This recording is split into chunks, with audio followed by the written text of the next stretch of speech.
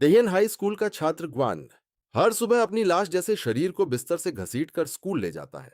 पर उसकी आंखों की नफरत साफ चीखती है कि उसे उस नर्क से नफरत है। बरसों से अपने ही सहपाठियों के वहशियाना टॉर्चर और जिल्लत को सहते हुए अब वो बस यही चाहता है कि उसकी जिंदगी के बचे हुए 2 साल किसी तरह इस दमघोंटू माहौल में कट जाए। एक मनहूस सुबह जब वो स्कूल पहुंचता है तो उसकी रूह कांप जाती है। उसका इकलौता दोस्त देसुख छत से मौत की छलांग लगा रहा होता है। बाद में कलेजा चीरने वाला सच सामने आता है कि देसुख को तड़पा तड़पा कर घुटने टेकने पर मजबूर किया गया था। और इस वहशियत के पीछे ग्वानसू और जून ह्योंग नाम के दो खूंखार दरिंदे थे जो हर दिन क्लास में उसका तमाशा बनाते थे। देसुख की मौत के बाद भी स्कूल का वो खूनी खेल थमता नहीं है। अब ग्वान अगला शिकार बनता है, खासकर ह्योंग के हाथों, जिसके पीछे एक रसूखदार ताकतवर नेता बाप का हाथ है। जिल्लत का यह जहर इतना जानलेवा हो जाता है कि ग्वान कई बार अपनी नसें काटने की सोचता है, पर हर बार मौत के खौफ से उसके हाथ कांप जाते हैं। एक दिन भरे बाजार की तरह सबके सामने ग्वानसू ग्वान को बेरहमी से कुचल रहा होता है। बेबस लाचार ग्वान सिर्फ अपनी बेबसी पर आंसू बहाता है और बाकी तमाशाबीन छात्र सिर्फ मूक दर्शक बने रहते हैं। तभी उस अंधेरे में एक अजनबी कदम रखता है और एक ही खौफनाक वार से ग्वानसू को धूल चटा देता है। वो रहस्यमयी मर्द ग्वानसू पर इस कदर कहर बनकर टूटता है कि उस दरिंदे को संभलने का मौका तक नहीं मिलता। पूरा स्कूल सन्न रह जाता है।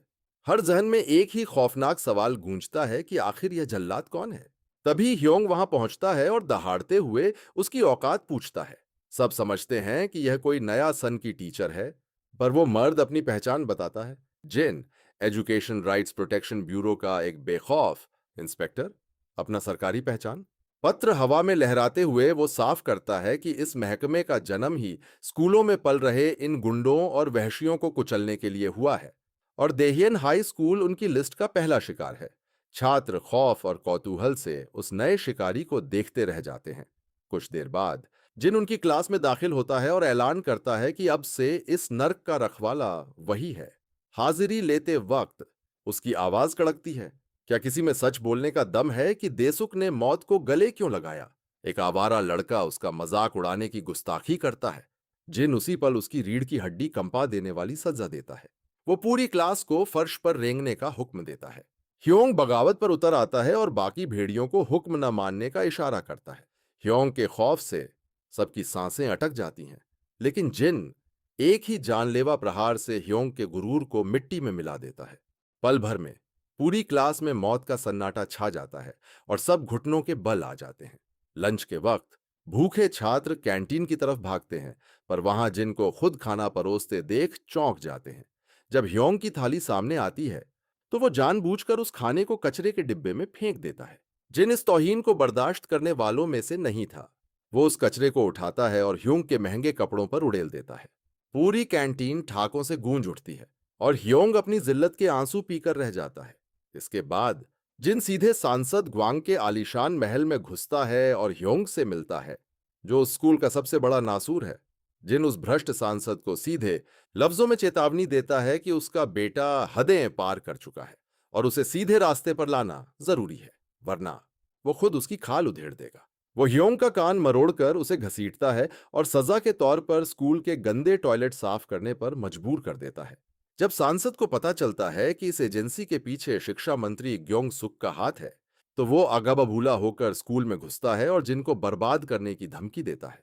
इसी बीच ग्वान एक बार फिर मौत के मुहाने पर खड़ा होता है, पर ऐन वक्त पर उसका हौसला टूट जाता है। छत की कगार पर खड़े उस सहमे हुए लड़के के पास जिन पहुंचता है और उसे खींचकर महफूज करता है। जिन उसे अकेले में ले जाकर एक कड़वा सच समझाता है।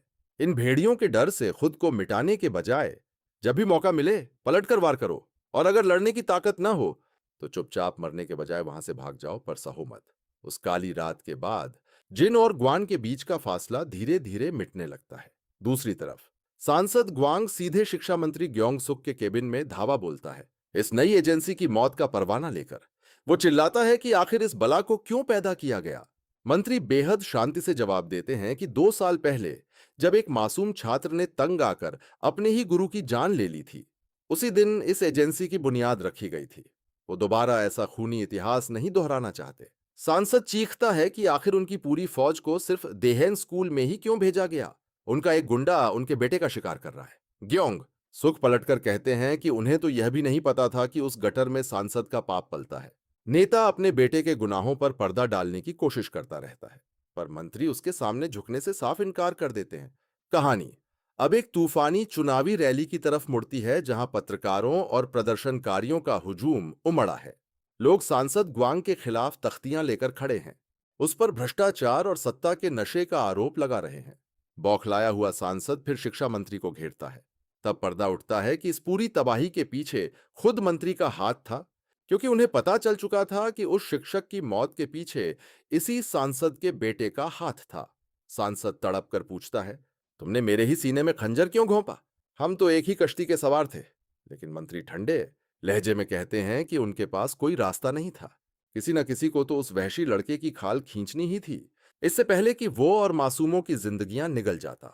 और फिर ब्यूरो के चक्रव्यूह में फंसकर वो घमंडी सांसद सलाखों के पीछे पहुंचा दिया जाता है। अगले ही दिन ह्यूंग का पासा पूरी तरह पलट जाता है। जिन कमजोरों को उसने कल तक कुचला था, आज वही भेड़िए बनकर उसे नोचने दौड़ते हैं। अपनी जिंदगी में पहली बार उसे एहसास होता है कि उसकी औकात सिर्फ उसके बाप की कुर्सी तक थी, और अब वो साया उठ चुका है।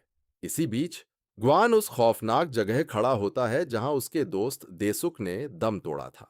दर्द के समंदर में डूबकर वो फूट फूट कर रो पड़ता है। तभी जिन उसके कंधे पर हाथ रखता है और उसे संभालता है, वो उसे यकीन दिलाता है कि इस गुनाह में उसका कोई हाथ नहीं था। वो बात कर ही रहे होते हैं कि अचानक पूरे स्कूल में चीख पुकार मच जाती है। जब वो दौड़कर उस मंजर को देखते हैं तो उनके होश उड़ जाते हैं। ह्योंग हाथ में पेट्रोल का केन लिए छात्रों के बीच खड़ा है। बदले की आग में अंधा होकर उसने कई मासूमों पर पेट्रोल छिड़क दिया है और उन्हें जिंदा भूनने की धमकी दे रहा है। जिन उसकी आंखों में देखता है और कहता है, लगता है तेरी खाल अभी ठीक से खींची नहीं है, और वो अपनी जेब से लाइटर जला देता है। लपटें पल भर में ह्योंग के चारों तरफ का घेरा बना लेती हैं। मौत उसके बेहद करीब पहुंच जाती है। खौफ से ह्योंग का कलेजा कांप जाता है। वो घुटनों पर गिरकर रोते हुए भीख मांगने लगता है, मुझे बख्श दो, मुझे समझ आ गया, मैं कसम खाता हूं मैं दोबारा ऐसा कभी नहीं करूंगा। जिन उस आग को बुझाता है और उसकी आंखों में झांकता है, जो मौत का खौफ आज तेरी रगों में दौड़ रहा है, ठीक यही खौफ देसुख ने मरते वक्त महसूस किया था। वो भी ऐसे ही तड़पा था, और वो इस वहशियत के लायक नहीं था। तू आज चाहे खून के आंसू रो ले, पर देसुख लौट कर नहीं आएगा। तुझे अपने पापों का हिसाब इसी जन्म में देना होगा। इसके तुरंत बाद ह्योंग को जेल की काल कोठरी में फेंक दिया जाता है, और वो स्कूल आखिरकार उन दरिंदों के साए से आजाद हो जाता है। कुछ दिनों बाद मंत्री ग्योंग सुख अपनी मृत बेटी की कब्र पर आंसू बहाते हुए फूल चढ़ाते हैं। जिन देहियन हाई स्कूल के उस गटर को साफ करने के बाद उनके पास पहुंचता है, लेकिन बहुत जल्द यह एजेंसी जनता के गुस्से का शिकार बन जाती है। लोग कानून को हाथ में लेने के उनके तरीकों पर सवाल उठाने लगते हैं। इस बवंडर का सामना करने के लिए मंत्री खुद मीडिया के कैमरों के सामने आते हैं। वो चीख कर कहते हैं कि जब स्कूल प्रशासन मासूमों की हिफाजत करने में नाकाम रहा, तब सरकार को यह खूनी कदम उठाना पड़ा। वो ऐलान करते हैं कि यह ब्यूरो हर छात्र के हक की ढाल है, और स्कूलों के अंदर पल रहे हर गुनाह, चाहे वो रैगिंग हो, जिस्मानी शोषण हो, ड्रग्स हो या गैंगवार हो, उसे जड़ से उखाड़ फेंकेगा। अब यह जंग एक नए नर्क की तरफ बढ़ती है। ग्विन टेक्निकल हाई स्कूल, बोंगगुंडे नाम का एक नया लड़का वहां दाखिला लेता है, पर उसे अंदाजा नहीं था कि यह स्कूल नहीं, बल्कि खूंखार गैंग्स का अखाड़ा है, जहां छात्रों को लूटा जाता है, पीटा जाता है और जबरदस्ती अपराध के दलदल में धकेला जाता है। बोंग जब अपनी क्लास में कदम रखता है तो उसका खून जम जाता है। लगभग हर लड़के के बदन पर गैंग के टैटू हैं। खुलेआम चरस का धुआं उड़ाया जा रहा है और हाथों में नंगे खंजर हैं। उनकी दरिंदगी सिर्फ आपस तक महदूद नहीं है, वो अपने ही गुरुओं की गर्दन पर चाकू रख देते हैं। देखते ही देखते वहां कयामत टूट पड़ती है। छात्र एक दूसरे का खून बहाने के लिए हथियारों के साथ टूट पड़ते हैं। चाकू, लोहे के पाइप और भारी औजार उस क्लासरूम को कसाईखाना बना देते हैं। इस खूनी खेल को समझने की कोशिश करते हुए बोंग के पास किम ह्योंग नाम का एक डरा हुआ लड़का आता है। वो बताता है कि यह जंग ऑटोमोबाइल और इलेक्ट्रिकल डिपार्टमेंट के भेड़ियों के बीच की है। दोनों गुट एक बेहद खूंखार गैंग लीडर ग्वान हयोक का पालतू कुत्ता बनने के लिए लड़ रहे हैं। जो जीतेगा उसे उस अंडरवर्ल्ड के साम्राज्य में जगह मिलेगी। लेकिन उन्हें अंदाजा नहीं था कि ब्यूरो की नजरें इस कसाई खाने पर बहुत पहले से टिकी हुई थीं। वो इस पूरे गैंग को नेस्त नाबूद करने के लिए एक बहुत बड़े खूनी ऑपरेशन की तैयारी कर चुके थे, ताकि इस जंग के मैदान को फिर से स्कूल बनाया जा सके। दूसरी तरफ एक खूंखार गुंडा एक नए आए छात्र और क्लास के सबसे सीधे मेहनती लड़के को आपस में भिड़ा देता है। एक दूसरे की जान ले लो, वो क्रूरता से हंसता है, और जो बच गया उसे मैं अपने हाथों से मारूंगा। खेल खत्म होने के बाद वो दरिंदा अपनी बात पर कायम रहता है और उस बेबस कमजोर लड़के की हड्डियां तोड़ने लगता है। बहुत जल्द ये साफ हो जाता है कि ये सीधा लड़का इस पूरे नर्क का सबसे आसान शिकार है। वो गरीब है, शांत है, और बस अपनी किताबों में दुनिया ढूंढता है। इस रोज रोज के टॉर्चर के बावजूद उसकी आंखों में पढ़ लिख कर इस नर्क से बाहर निकलने का एक ख्वाब है। बोंग बहुत जल्द उसका हमदर्द बन जाता है और उसकी इस दर्द भरी जिंदगी के पन्नों को टटोलने लगता है। उसे और करीब से जानने के लिए वो उसके फटे हाल घर तक जाता है, जहां मुफलिसी का तांडव बिखरा पड़ा था। अगली सुबह जिन ग्विन टेक्निकल हाई स्कूल की दहलीज पर कदम रखता है, वो किम ह्योंग को रोकता है और पूछता है कि जब रोज तेरी खाल उधेड़ी जाती है तो तू रोज यहां मरने क्यों आता है। किम के पास कोई जवाब नहीं होता, पर जिन खुलासा करता है कि ब्यूरो ने उसके जख्मों का हिसाब रखना शुरू कर दिया है। उनका अगला शिकार तय हो चुका है। और तभी एक खौफनाक रात से पर्दा उठता है। बोंग, जो अब तक एक सीधा साधा छात्र बनने का नाटक कर रहा था, असल में ब्यूरो का एक अंडरकवर एजेंट है, जो इस स्कूल के गैंग्स को दफनाने के मिशन पर आया है। एक दिन बोंग जानबूझकर गैंग के कुछ गुंडों को उकसाता है और उन्हें सीधे जिनके जाल की तरफ खींच लाता है। वो आवारा लड़के जिनको डराने की कोशिश करते हैं और उस पर हथियारों से टूट पड़ते हैं। जिन बेहद शांत रहकर खुद को ब्यूरो का इंस्पेक्टर बताता है और उन्हें तमीज के कायदे सिखाने की कोशिश करता है। लेकिन उन भेड़ियों पर खून सवार था। वो सीधे उसकी जान लेने के लिए झपटते हैं, पर उनकी बदकिस्मती थी कि जिन कोई मामूली इंसान नहीं बल्कि साक्षात काल था। उनमें से कोई एक भी उसकी परछाई को छू तक नहीं पाता। वो अकेले ही उन सबकी हड्डियां इस तरह चटकाता है कि वो सारे गुंडे जमीन पर रेंगने लगते हैं। इसके बाद वो उन बचे हुए लड़कों को इकट्ठा करता है और पढ़ाई का एक ऐसा सख्त टाइम टेबल थमाता है जिसे देखकर उनकी रूह कांप जाती है। फिर भी वो आवारा सुधरने का नाम नहीं लेते। कुछ लड़के उस पर सामान फेंकने की जुर्रत करते हैं, पर जिन पल भर में उन्हें एक ऐसी सजा देता है जिसे वो अपनी आखिरी सांस तक नहीं भूलेंगे। कुछ ही देर में वो सारे भेड़िए भीगी बिल्ली बनकर अपनी सीटों पर दुबक जाते हैं। थोड़ी देर बाद क्लास का असली टीचर बोर्ड पर लिखने की हिम्मत जुटाता है। एक आवारा लड़का हाथ उठाकर मजाक उड़ाता है कि उसके पास पेन नहीं है। जिन उसी पल उसकी ऐसी खाल खींचता है कि उसका सारा गुरूर हवा हो जाता है। बाकी जो लिखने से कतरा रहे थे, उन्हें भी ऐसी ही सजा मिलती है जब तक कि पूरी क्लास सीधे रास्ते पर नहीं आ जाती। बहुत जल्द स्कूल के दो सबसे बड़े गुंडे प्रैक्टिकल क्लास से भागने की कोशिश करते हैं। जिन उनके इस घमंड को तोड़ने के लिए उन्हें एक खटारा टूटी हुई गाड़ी में बिठाता है और शहर की सड़कों पर ऐसी जानलेवा रफ्तार से दौड़ाता है कि वो दोनों डर से पैंट गीली कर देते हैं। वो उन्हें और तड़पाने ही वाला होता है कि किम ह्योंग बीच में आकर जिनका हाथ रोक लेता है। बाद में बोंग किम से पूछता है कि उसने उन दोनों दरिंदों को क्यों बचाया। किम भर्राई आवाज में कहता है कि उसे डर था कि इस तबाही के बाद स्कूल फिर से बंद हो जाएगा और उसकी पढ़ाई अधूरी रह जाएगी। लेकिन वो दोनों सुधरने वाले नहीं थे। वो स्कूल से भागने का फैसला करते हैं। वो सीधे उस खूंखार गैंगस्टर ग्वान हयोक से मिलना चाहते थे, जिसने विरोधी गुट को कुचलने के बाद उन्हें अपनी शरण में बुलाया था।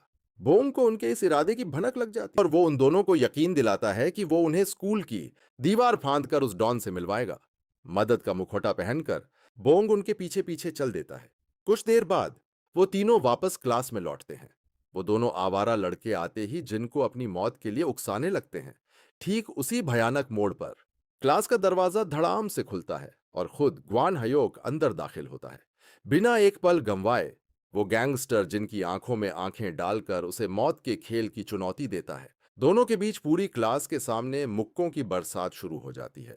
एक संक्षिप्त सी जंग के बाद जिन जमीन पर गिर जाता है, छात्र फौरन जश्न में डूब जाते हैं और ग्वान ह्योक का नाम चिल्लाने लगते हैं। खुद को विजेता मानकर ग्वान ह्योक घमंड से ऐलान करता है कि वो इस ब्यूरो को अपने स्कूल पर कब्जा कभी नहीं करने देगा। पर तभी जिन बेहद शांत जिन धीरे धीरे अपने पैरों पर खड़ा होता है, पता चलता है कि वो तो बस हारने का नाटक कर रहा था। एक ही पल में वो खूंखार पलटवार करता है और ग्वान ह्योक को अपने जानलेवा मुक्कों से कुचलना शुरू कर देता है। तब हमें मालूम होता है कि ग्वान ह्योक को दबोचना ही शुरू से जिनका असली मकसद था। वो गैंगस्टर ही वो मास्टरमाइंड था जो छात्रों को गुंडा बनाता था और उन्हें आपस में लड़ने और लहूलुहान करने के लिए उकसाता था। उसे ढेर करने के बाद जिन उसे बेड़ियों में जकड़ता है और उसके गुर्गों के सामने घसीट लाता है, वो आवारे अपने आका को छुड़ाने के लिए आगे झपटते हैं। पर उनका हश्र भी उनके बॉस जैसा ही होता है, जिन एक एक करके सबको धूल चटा देता है और उनका लड़ने का गुरूर पूरी तरह तोड़ देता है। छात्र खौफ से यह सब देखते रह जाते हैं। उनमें से कईयों ने बरसों गुंडागर्दी और दादागिरी करने में बिताए थे, पर अब वो थर थर कांप रहे हैं। एक एक करके वो रोते हुए जिनसे माफी की भीख मांगने लगते हैं। लेकिन जिन उनसे कहता है कि वो गलत इंसान से रहम की भीख मांग रहे हैं, अगर माफी चाहिए, वो कहता है, तो किम ह्योंग से मांगो। वो उस सीधे छात्र की तरफ उंगली उठाता है जिसे वो रोज डराते थे, पीटते थे और तमाशा बनाते थे। जज्बात के समंदर में डूबकर किम ह्योंग फूट फूट कर रोने लगता है। एक लंबे अरसे के बाद आखिरकार किसी ने उसके हक के लिए आवाज उठाई थी और उसे वो इंसाफ दिया था जिसका वो हकदार था। जिन फिर पूरे स्कूल को ललकारता है, अगर तुम्हें पढ़ना नहीं है तो तुम यहां से दफा होने के लिए आजाद हो, पर दोबारा कभी किसी और की पढ़ाई के रास्ते का पत्थर मत बनना। कभी उस छात्र को मत तड़पाना जो सिर्फ अपना एक बेहतर मुस्तकबिल बनाने की जद्दोजहद में जुटा है। इन भारी लफ्जों के साथ ग्विन टेक्निकल हाई स्कूल का वो खूनी संकट आखिरकार थम जाता है। उस दिन के बाद से जिस्म के टैटू, ड्रग्स, गैंगवार, वहशियत और रैगिंग को स्कूल से हमेशा के लिए दफन कर दिया जाता है। वो जंग का मैदान धीरे धीरे एक असली पाठशाला में तब्दील होने लगता है। अपना मिशन फतह करने के बाद जिन और बोंग शिक्षा मंत्रालय लौटते हैं और अपनी कामयाबी की रिपोर्ट सौंपते हैं। उस रात जिन अकेला अपने सूने घर लौटता है, जैसे ही शहर खामोश होता है, वो उस सन्नाटे में बैठता है और उस औरत की तस्वीर को निहारता है जिससे उसने कभी बेइंतहा मोहब्बत की थी। वो औरत जो अब इस दुनिया में नहीं है। स्कूल की जंग भले ही वो जीत चुका था, पर उसके अतीत का नासूर आज भी उसके सीने में सुलग रहा था। बरसों पहले, इस टास्क फोर्स के जन्म से पहले, जिनकी पत्नी एक टीचर के तौर पर काम करती थी, हर सुबह वो खुद उसे गाड़ी से स्कूल छोड़ता था। अपने काम पर जाने से पहले वो हमेशा उसे उन खूंखार गुंडों से महफूज रहने की ताकीद करता था जो स्कूलों में कहर बरपाते थे। पर वो सिर्फ मुस्कुराती थी और कहती थी, जिस दिन बड़े बच्चों से डरने लगेंगे उसी दिन समाज का विनाश शुरू हो जाएगा। अफसोस, उसके ये लफ्ज एक खूनी हकीकत बनकर टूटे। एक मनहूस दिन एक छात्र गैंगस्टर ने उस पर वहशियाना हमला कर दिया और जख्मों की ताब न लाते हुए उसने दम तोड़ दिया। उस त्रासदी को और ज्यादा दर्दनाक इस बात ने बना दिया कि अदालत ने उस हत्यारे को सिर्फ 4 साल की मामूली सजा सुनाई, जिन गुस्से और गम से पागल हो चुका था। उसी दौरान ग्योंग सुक शिक्षा मंत्री के चुनाव की रेस में दौड़ रहे थे, जिनका ये जानलेवा दर्द देखकर उन्होंने उससे एक वादा किया। अगर मैं यह चुनाव जीत गया, उन्होंने कहा, तो मैं स्कूलों की इस वहशियत को कुचलने और गुरुओं छात्रों को बचाने के लिए एक खास महकमा बनाऊंगा। मैं इसे अपनी बेटी और तुम्हारी पत्नी की पाक याद को समर्पित करूंगा। अगले दिन हमेशा की तरह जिन मंत्री के केबिन में दाखिल होता है और पूछता है कि उनकी टीम का अगला शिकार कौन सा स्कूल है, फाइलों को टटोलते हुए उनके हाथ एक ऐसे टीचर का केस लगता है जिसने हाल ही में मौत को गले लगा लिया था। उस तहकीकात से एक रोंगटे खड़े कर देने वाला सच बाहर आता है। येरी नाम की एक लड़की जो सोशल मीडिया की चकाचौंध में अंधी थी, उसने उस शिक्षक पर जिस्मानी शोषण का झूठा कलंक लगा दिया था। उसकी क्लास की ज्यादातर लड़कियां उसकी ऑनलाइन शोहरत की वजह से उसकी चापलूसी करती थीं। येरी क्लास के बीच खुलेआम लाइव स्ट्रीम करती थी। उसे अपनी पढ़ाई से ज्यादा अपने फॉलोअर्स की भूख थी। एक दिन उस टीचर ने उसका फोन छीन लिया ताकि वो क्लास में ध्यान दे सके। बौखलाई हुई येरी ने एक फर्जी वीडियो एडिट किया जिसका मकसद उस शिक्षक को ऑनलाइन जलील करना था। एक और टीचर ने उसे छिपकर वो खूनी साजिश रचते देख लिया था और बाद में मिन्नतें की थीं कि वो ये झूठ फैलाना बंद कर दे। पर सुधरने के बजाय येरी ने और भी बड़ा घिनौना जाल बुना। उसने खुलेआम शोर मचा दिया कि उस टीचर ने उसकी आबरू पर हाथ डालने की कोशिश की है। वो झूठा कलंक आग की तरह हर तरफ फैल गया। लोग उस सीधे टीचर के खून के प्यासे हो गए। वो अंतहीन गालियों और नफरत का निशाना बन गया। यहां तक कि उसकी अपनी पत्नी ने भी उस ऑनलाइन कीचड़ को देखकर उस पर शक करना शुरू कर दिया। इस बेइंतहा जिल्लत और दबाव को ना सह पाने के कारण उस बेगुनाह शिक्षक ने आखिरकार फांसी लगाकर अपनी जान दे दी। जब जिन और मंत्री को इस खूनी सच का पता चलता है, तो वो तय करते हैं कि वो स्कूल ही उनका अगला कुरुक्षेत्र होगा। अगले दिन टीचर जंग छात्रों को बताती है कि उस मृत शिक्षक की जगह अब एक नई मैडम लेंगी। लेकिन जैसे ही वो नई टीचर क्लास में कदम रखती है, छात्र उसका मजाक उड़ाना शुरू कर देते हैं। वो भद्दे सवाल पूछते हैं और उसे जलील करने की कोशिश करते हैं। एक लड़की ताना मारती है कि वो मेकअप की वजह से ऐसी दिख रही है और उसकी पुरानी तस्वीरें दिखाने की जिद करने लगती है। देखते ही देखते पूरी क्लास एक सुर में चिल्लाने लगती है, उसकी पुरानी तस्वीरों की मांग करते हुए। इस पूरे गदर के केंद्र में येरी थी, जो फिर से सब कुछ लाइव स्ट्रीम कर रही थी। वो नई टीचर बेहद शांत रहकर उसे वो तमाशा बंद करने का हुक्म देती है। येरी साफ इनकार कर देती है। बिना एक पल गंवाए वो टीचर येरी का फोन झपटती है और उसे जमीन पर पटक कर चूर चूर कर देती है। पूरा क्लासरूम सन्नाटे में डूब जाता है। उन भेड़ियों की आंखों में आंखें डालकर वो कहती है, तुम मुझे नहीं जानते होगे, पर बहुत जल्द जान जाओगे। मेरा नाम हान रिम है और मैं स्टूडेंट प्रोटेक्शन टास्क फोर्स की एजेंट हूं। मैं यहां तुम्हें तमीज के कायदे सिखाने आई हूं। अब से मेरे सामने कोई जबान नहीं खोलेगा। इस क्लास में सिर्फ मेरे कानून चलेंगे। छात्रों की बोलती बंद हो जाती है। हान रिम कमरे का हर एक फोन जब्त कर लेती है और उन्हें उन सख्त नियमों के बारे में बताती है जिनका उन्हें अब से पालन करना होगा। इसी बीच जिन स्कूल के बाकी शिक्षकों से मिलता है और उनसे कहता है कि वो उन आवारा लड़कों के हर एक गुनाह की लिखित रिपोर्ट सौंपें ताकि उन्हें उनके अंजाम तक पहुंचाया जा सके। प्रिंसिपल स्कूल का बचाव करने की नाकाम कोशिश करता है, यह जिद करते हुए कि बच्चे बहुत सीधे हैं। जिन उसी पल उसे खामोश कर देता है। जिस दिन बड़े बच्चों से डरने लगेंगे, उसी दिन समाज का विनाश शुरू हो जाएगा। प्रिंसिपल के पास कोई जवाब नहीं बचता। जिन फिर शिक्षकों को अपने सारे दर्द लिखने और उन गुनहगार छात्रों की पहचान करने का हुक्म देता है। बाहर हान रिम स्कूल के सबसे बड़े गुंडों को सीधे रास्ते पर लाने में जुटी थी। बाद में वो जिनको अपनी रिपोर्ट सौंपती है, जो उसकी इस जांबाजी और लगन की तारीफ करता है। अगली सुबह हान रिम जब क्लास पहुंचती है तो कमरा गटर की तरह गंदा मिलता है। वो उसी पल हर छात्र को सफाई में जुटने का हुक्म देती है और वो सारे आवारे उसकी कड़क निगरानी में कमरा रगड़ने लगते हैं। बाद में हान रिम जिनको बताती है कि टीचर जंग बेहद गहरे तनाव में जी रही है। उसे डर है कि गुस्साए माँ बाप और समाज की ये नफरत आखिरकार उसका हौसला तोड़ देगी। जिन उसे फिक्र न करने को कहता है, मैं खुद उससे बात करूंगा। वो कहता है, तब तक तुम इन छात्रों के सोशल मीडिया अकाउंट्स को खंगालो और जो भी कचरा ये ऑनलाइन फैला रहे हैं उसे इकट्ठा करो। उस शाम जिन छात्रों की ऑनलाइन करतूतों का पोस्टमार्टम करना शुरू करता है, जबकि हान रिम उनके इस काले कारनामे के सबूत और तस्वीरें जुटाती है। अगले दिन हान रिम सबूतों से भरी एक भारी फाइल लेकर स्कूल पहुंचती है। वो उन गुंडों को साफ कर देती है कि उन्होंने कानून की धज्जियां उड़ाई हैं और बहुत जल्द उन्हें इसकी खौफनाक सजा भुगतनी होगी। इसी बीच टीचर जंग अंदर से पूरी तरह टूट चुकी थी। उसे पता चलता है कि उन वहशियों ने उसकी कुछ निजी तस्वीरें इंटरनेट के गटर में फैला दी हैं। वो जिल्लत इतनी दमघोंटू हो जाती है कि उसकी रातों की नींद उड़ जाती है। आखिरकार वो इस नौकरी से हमेशा के लिए इस्तीफा देने का मन बना लेती है। खुशकिस्मती से उसके साथी उसे हिम्मत न हारने के लिए मना लेते हैं। अगले दिन जिन खुद उससे अकेले में मिलता है, टीचर जंग रोते हुए कहती है कि उस ऑनलाइन कीचड़ की वजह से अब हर कोई उसे एक बदचलन औरत समझ रहा है। जवाब में जिन अपनी जिंदगी का वो खूनी सफाह उसके सामने खोलता है, वो उसे अपनी पत्नी के बारे में बताता है।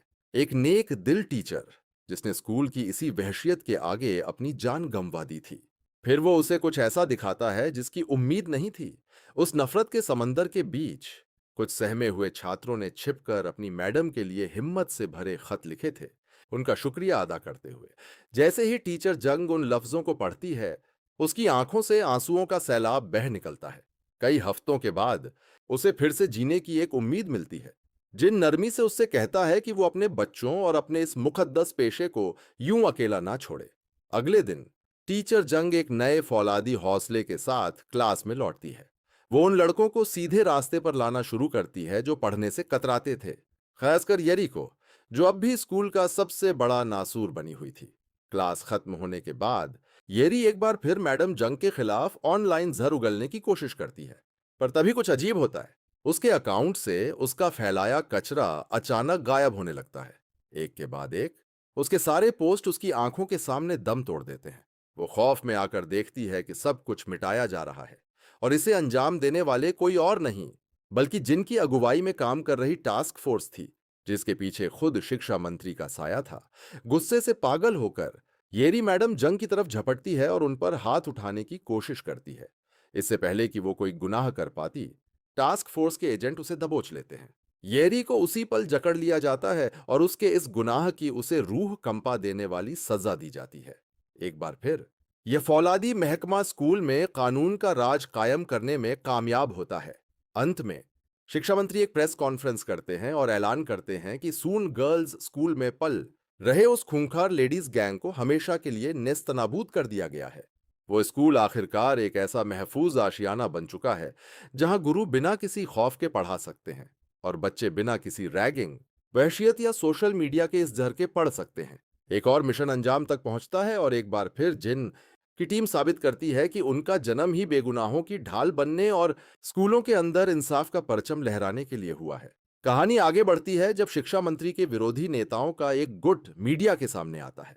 वो मंत्री पर मक्कारी का इल्जाम लगाते हैं, ये दावा करते हुए कि इस टास्क फोर्स का मकसद बच्चों की हिफाजत करना है ही नहीं। उनके मुताबिक मंत्री इस महकमे का इस्तेमाल सिर्फ अपनी उस बेटी की मौत का खूनी बदला लेने के लिए कर रहे हैं जिसे स्कूल के गुंडों ने मार डाला था। वो इस रात से भी पर्दा उठा देते हैं कि जिनकी स्वर्गीय पत्नी भी उसी वहशियत का शिकार हुई थी। जब हान रिम यह सब सुनती है तो उसके पैरों तले जमीन खिसक जाती है। पहली बार उसके जन में यह खौफनाक शक पैदा होता है कि क्या इन इल्जामों में कोई कड़वी हकीकत छिपी है। इसके तुरंत बाद मंत्री और उनकी टीम अपने अगले मिशन का चक्रव्यूह रचने के लिए बैठते हैं। उनका अगला शिकार एक बेहद रसूखदार इंटरनेशनल लैंग्वेज स्कूल था। उसी दौरान उस स्कूल में एक रोंगटे खड़े कर देने वाली वारदात होती है जब एक छात्र अपने ही गुरु पर जानलेवा हमला कर देता है। जिन और उसकी टीम को फौरन इस खूनी गुत्थी को सुलझाने के लिए रवाना किया जाता है। जब वो वहां पहुंचते हैं तो उस कैंपस की भव्यता और रसूख देखकर दंग रह जाते हैं। सीओ हान रिम को उस स्कूल का इतिहास समझाता है और उसे टीचर चायोन के बारे में बताता है, जो उस आलीशान संस्थान के सबसे सम्मानित गुरुओं में से एक है। उनके पढ़ाए ज्यादातर बच्चे देश की सबसे बड़ी यूनिवर्सिटीज में जाते हैं, जिसकी वजह से हर कोई उनकी इबादत करता है। इसी बीच जिन उस जख्मी टीचर से मिलता है जिस पर हमला हुआ था और पूछता है कि आखिर उस छात्र के सिर पर खून क्यों सवार हुआ था, वो टीचर बेहद शराफत से अपनी कहानी सुनाता है। उस बातचीत के दौरान जिन उससे उसका वो मशहूर जुमला दोहराने को कहता है जो वो अक्सर अपने बच्चों से कहता है, हमेशा अपने हुनर और काबिलियत पर यकीन रखो। जब टीचर वो लफ्ज बोलता है तो जिन मुस्कुराता है और यहां तक कि तालियां बजाता है। वो उस टीचर के इस ऊंचे ख्यालात से बेहद मुतासिर नजर आता है। दूसरी तरफ हान रिम उस छात्र का बयान लेती है जिसने अपने गुरु का खून बहाया था। वो लड़का गुस्से से आग बबूला था और कुछ भी बोलने से इनकार कर देता है। अगर मैं तुम्हें सच बता भी दूं तो तुम मुझ पर यकीन नहीं करोगी, वो चिल्लाता है। जो करना है करो, मुझे सजा दो या जेल में ठूंस दो। हान रिम उसे शांत करने की कोशिश करती है, पर वो पत्थर बन जाता है। जैसे जैसे तहकीकात आगे बढ़ती है, जिन एक और छात्र से पूछताछ करता है। वो लड़की टीचर चायोन की तारीफों के पुल बांधती है कि वो एक फरिश्ता हैं जिन्होंने स्कूल का नाम रोशन किया है। उसके मुताबिक वो अपने बच्चों के लिए दिन रात एक कर देते हैं और उनकी कामयाबी पर जश्न मनाते हैं। उसी वक्त हान रिम सियो यांग से बात करती है, जो उसे बताता है कि वो छात्र हायान उस स्कूल के सबसे होनहार और टॉपर बच्चों में से एक है। इस खूनी सच की तह तक पहुंचने के लिए हान रिम हयान से दोबारा सवाल करती है। वो पूछती है कि इस स्कूल का सबसे होनहार छात्र अचानक अपने ही सम्मानित गुरु की जान का प्यासो क्यों बन गया। पहले तो वो मुंह नहीं खोलता, पर जब दबाव डाला जाता है तो वो अपना कलेजा चीर कर रख देता है। वो बताता है कि उसके परिवार का रेस्टोरेंट सिर्फ इसलिए तबाह हो गया क्योंकि टीचर चायोन ने खुलेआम उस पर गैर कानूनी होने का झूठा कलंक लगाया था। नतीजे के तौर पर उसका हंसता खेलता परिवार सड़क पर आ गया। उनके पास उसकी पढ़ाई की फीस भरने तक के पैसे नहीं बचे। उसके माँ बाप ने किसी तरह पेट काट कर एक प्राइवेट ट्यूटर का इंतजाम किया ताकि उसकी पढ़ाई न छूटे। पर टीचर चायोन ने उस ट्यूटर पर भी अपना खौफ कायम करके उसे दूर भगा दिया, जिससे हयान के पास तबाही के अलावा कोई रास्ता नहीं बचा। इसी बीच टीचर चायोन जिनके सामने अपना बयान दर्ज कराता है, वो दावा करता है कि हयान बेहद बदतमीज था, क्लास में गदर मचाता था, लेक्चर के बीच से भाग जाता था और सिर्फ बवाल खड़ा करता था। हैरत की बात थी कि जिन उसके इस बयान से पूरी तरह मुतमईन नजर आता है, पर हान रिम का खून खौल उठता है। वो सीधे जिन के सामने खड़ी हो जाती है। तुम सिर्फ एक तरफ की कहानी क्यों सुन रहे हो? वो चीखती है। हम यहाँ सच ढूंढने आए हैं। क्या इसी तरह हम अपना फर्ज निभाते हैं? जिन बेहद ठंडे लहजे में उससे कहता है कि वो जल्दबाजी में किसी नतीजे पर न पहुंचे और अपनी तहकीकात जारी रखे।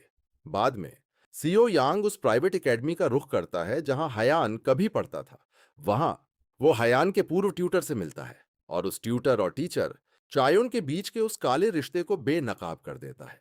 नए सबूतों के फौलाद के साथ जिन सीधे टीचर चायोन को घेरता है, वो खुलासा करता है कि उसे उस प्राइवेट एकेडमी का काला सच पता चल चुका है कि कैसे टीचर चायोन पैसों के दम पर बच्चों की रैंकिंग का खूनी खेल खेलता है।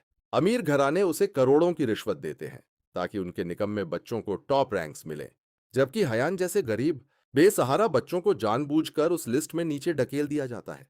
टीचर चायोन गुस्से से तमतमा उठता है और वहां से पैर पटकता हुआ निकल जाता है। अगले दिन वो छिपकर एक अमीर मां से मिलता है जो अपनी बेटी को हर कीमत पर टॉप स्कोर दिलाना चाहती है।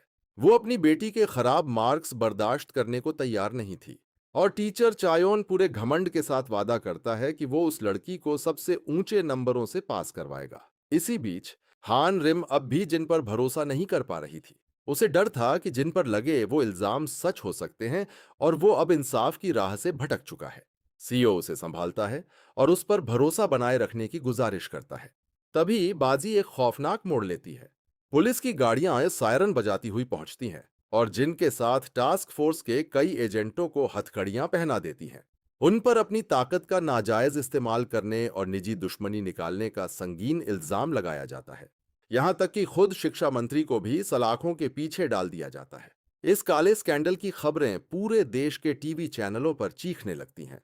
उसी वक्त टीचर चायोन छिपकर उस अमीर मां को परीक्षा का असली पर्चा सौंप देता है ताकि उसकी बेटी टॉप कर सके।